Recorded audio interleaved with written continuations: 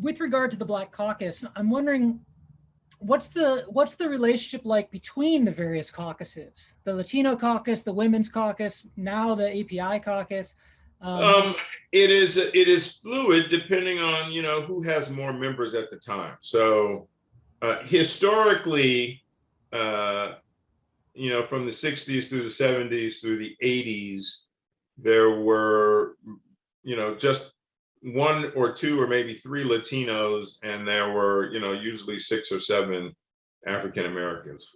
4, maybe 5 from Southern California, and then Willie, who was in San Francisco, although not in a Black district. And then there was usually somebody in the East Bay who was Black.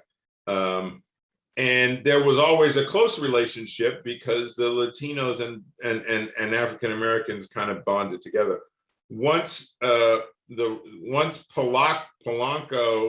and the Latino caucus, put together real campaign operations and increased their numbers, all of a sudden they were at 10, and they had their own, power. So they didn't need to be quite as close. There was rarely adversarial operations, but they weren't as close. Most of the caucuses, the ethnic caucuses and the women's caucus, they mostly operate independently, and where their interests merge, then they support each other. Their interests rarely conflict.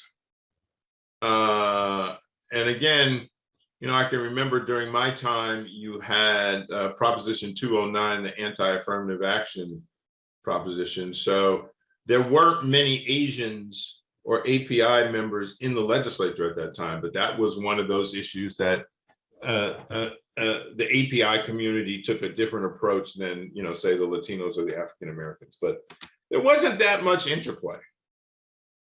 I mean, and during my time, most of the speakers, with the exception of Bob Hertzberg, were of color. So you had Willie, then you had Cruz Bustamante, then you had Bob Hertzberg, then you had Antonio Villaraigosa. So, and then I think I can't remember who came after Antonio. Maybe it was Karen Bass.